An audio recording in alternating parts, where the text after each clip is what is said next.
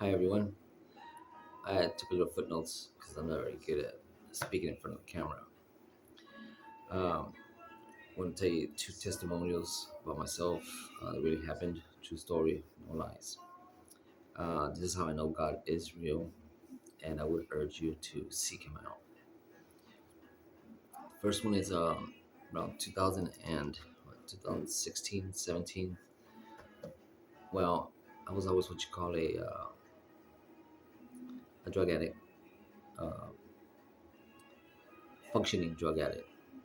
Um, so around 2016, 2017, we lived in an apartment, and I was doing this real strong drug, and it rhymes with track. Okay, so I was doing that for a few hours. After that, I did another one, and that one I took to my nose. As soon as I did that, I saw nothing but wicked, witch, a witch for sure, and a goblin. Kind of hard. So the witch and the goblin, they were just like laughing at me, um, trying to encourage me to follow and go. I don't know how to explain it. Just follow them. Uh, they're one of my walls. Up to now, I know it was I broke into another realm because the amount of drug that I did, the type of drug that I did, it just zoomed me there. Like, anyways, so I was scared. I was like freaking scared. Right. First thing I did, I started praying, and I didn't know any full prayers. The only one I knew was Our Father.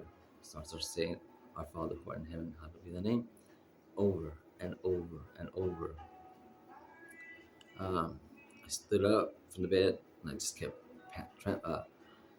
back and forth pacing. My wife saw me, right? She said, "What's going on? What happened?" Like, nothing, nothing. They're trying to get me. They're trying to get me. And I'm like, she said, "What?" I said, "Just they're trying to get me." And I never told her what, but they were real. They were like there. And um, as I'm praying, I felt that like the witch behind me, right? She's just grabbing my heart and just she's squeezing it, squeezing it, right? And I'm like, I kept praying over and over and over. I must have prayed the Our Father. I must have prayed that like 50, 60, maybe 70 times. So much so that I felt the weight of these goblin, which man, you should have seen it. They were on me, heavy, right? So what do I do to get the weight off? I stripped off my clothes, bumped bare naked, right? And I'm still saying Our Father, who art in heaven, and holding my heart, and I'm thinking to myself, this is it. I'm gonna die. This is it, right? And I really meant what I was praying. I really meant it to God. And I ran outside to the balcony, butt naked. My wife goes after me. And here's the bad part. Even my son saw me and went after me too. That one really got me. So as I'm out there praying, right, holding my heart and just saying, I'm sorry, God, I'm sorry, right? So what does he do? I just felt a white light, just like a white light, just burst through my chest and just went in and out. And all of a sudden, it was all gone. It was all gone. Um, the wickedness, the witch, the goblin, and whatever other creature was there, or whatever else was with them, gone. Instantaneously, I just felt the purity of good, good, the purity of no more wickedness. It was like, I don't know how to explain it. Instantaneously, that's the best I can say it. After that, I went inside, right? Couldn't talk to my family because I was like so embarrassed. Um, but it's like all the high I was like as high as I was gone, like sober. Okay, and did I learn from that? No. Okay. Shortly after, I had what you call that emotional affair, and for you guys that think an emotional affair is it's not an affair because there's no physical touching or whatever, let me tell you, don't be stupid. It is. Women don't deserve that, especially mine. Um, she did everything for me, and that's how I repaid her. And don't get me wrong, she had her faults too, but for the better part, she's exactly who I prayed for way back in the day um, when I joined the military. Anyways, uh, so did I learn from that? No. Second time, um, we had already after I did the emotional affair, we split up. Um, so my son came over from Washington. You know, he's the CEO for Choice Hotels. He came over for Father's Day, so we were on St. Mary Street and having dinner, right? Walking. So we were going to this other restaurant to have some drinks. They were ahead of me because mama's boy, right? So my son was there with my wife. We're walking upstairs, and since they were ahead of me, I was like almost out of breath, right? And I felt as we were walking to the restaurant, I felt this is now 2023. We were walking, so yeah, we were separated for a few years. So getting back together, working things out. So we're going walking upstairs. I'm walking up. By the time I get to the top floor, my chest is hurting and I'm already out of breath almost. So sit down, have our drinks, and I told my wife, my son, I told him I was gonna go ahead and go home because I wasn't feeling well. So it's okay. Uh, as they're walking down, I told him to go ahead and stay. I'll be alright. So all this time, I'm feeling a little pain in my heart. I can't breathe all the way in. I can't take a breath all the way in. So I'm walking down uh, back to my car, and then as I'm halfway to my car, it's maybe about a third of a mile, maybe. I start feeling my chest hurting. Pain's getting more intense. So I had a strange feeling I was gonna have a stroke or heart attack, right? So I start walking real slow, holding my chest. There's a vendor across the street selling food, so I tell him, "Hey, could you do me a favor and call EMS because I'm having a heart attack." So he's like, "Yeah, sure, sure." So as he's calling 911, I'm like, I decide to sit on the sidewalk curb, right? So I sit down, and he says the EMS is on its way. I said, "Okay." Um, then I call my wife, right? And I'm doing all this like as slow as I can, not to try to uh, ex- try to elevate myself, my pressure, my pulse. Um, so they come walking fast, right, or running. I don't know how they got there. I don't recall that part. Um, but I know as they get there, the ambulance got there, and they're a little panicked, like, what's going on? So I told them, don't worry. I think I'm just having a stroke. So they're, oh my god, right? So okay, and I said, that's okay. It's okay. It's gonna be fine. They're here. So EMS evaluating me. They asked me what hospital. I said, I don't care, the closest one, right? And so they took me down. So I'm at the emergency room. Uh, they put this needle, tubes in me, I guess, to whatever, I don't know. Took samples of blood and all the X-rays.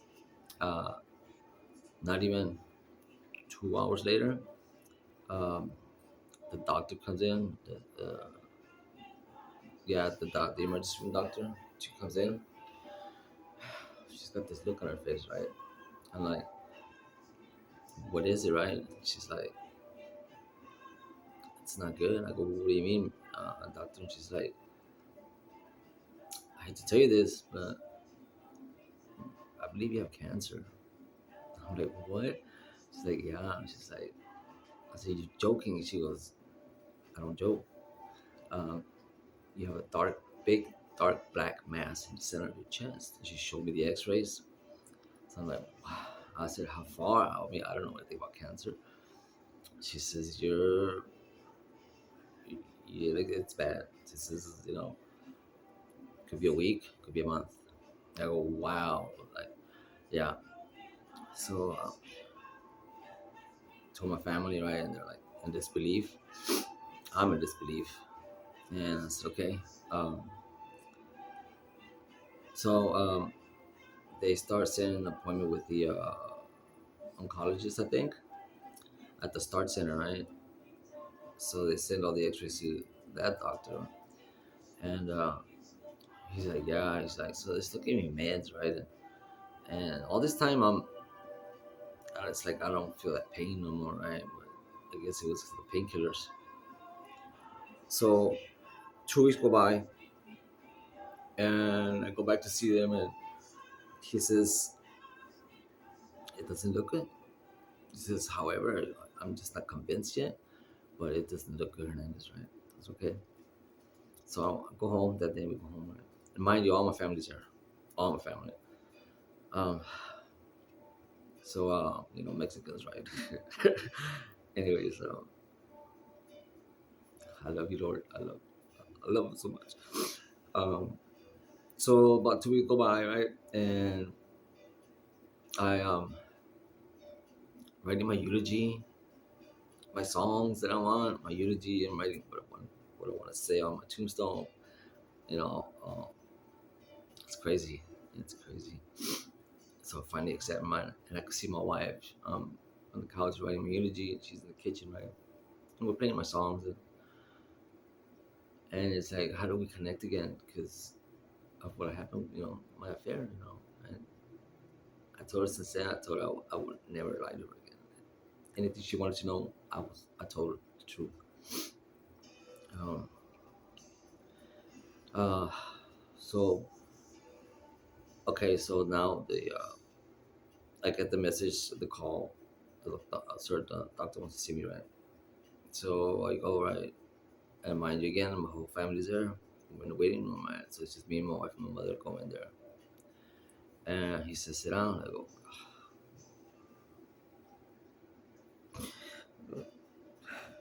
"I'm good." I said, "Okay, how long do I have now?" He says, "Yeah." Before I tell you this,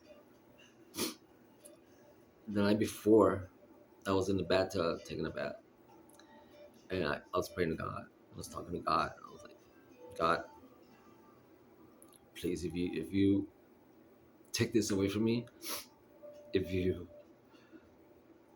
just get rid of my cancer, I promise I'll stop everything. And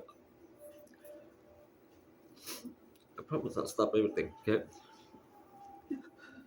He said, I don't know what he said, but I was talking to him. I was talking more and more to him. So the next day, I had the appointment, right?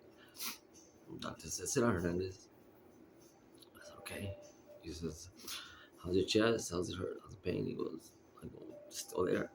He goes, "Yeah." He says, "Well, so I'm gonna tell you something." He says, "This, what I'm about to tell you is like I rarely tell any of my patients. You're almost like the exception." I go, "What do you mean?" He says, "Well, you don't have cancer."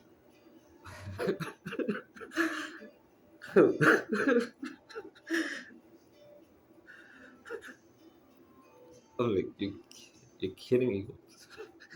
Same thing that the surgeon said. "No, I don't kid. I don't kid around like that." I'm like, "Wow." He goes, "Yeah." He says, "You don't have cancer." He says, "You have walking pneumonia." He says, "That mass that you have in there." He says, "No, I won't tell you what he said. That's embarrassing." Well, the important part is that God had hurt me again. God took the pain away again. And since then,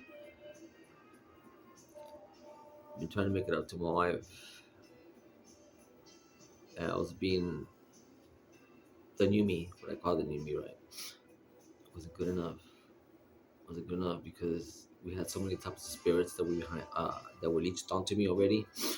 Um, we had so many spirits, Jezebel, um, spirit of Jezebel, demonic spirit of Jezebel, and I think she was the one running things. Then I had the spirit of jealousy, the spirit, all kinds of spirits were attached to me, and then my wife had the spirits because she would look online and she would see my name on there. You know, she'd say, "Oh, who's this? Who's this bitch? And who's this bitch?" Like, they're nobody.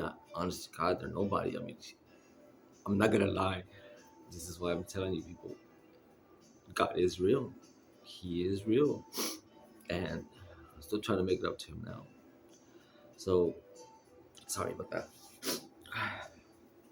So yeah. So my wife had the spirit in her phone, and I believe could have been Jezebel as well. She's just causing havoc, chaos. Uh, so my wife sees all these names of women that she sees all these, and I said those are probably from old accounts that I never closed out. I said, but I'm not. I told her the best way to find out is time frames, right? Times. Uh, when did when did you see my what? You know, it has to show dates or something. Something has to show that I'm still talking to them, and I was not. But she would not. She refused to see all that. So, anyways, yeah, those are my testimonies, and that's why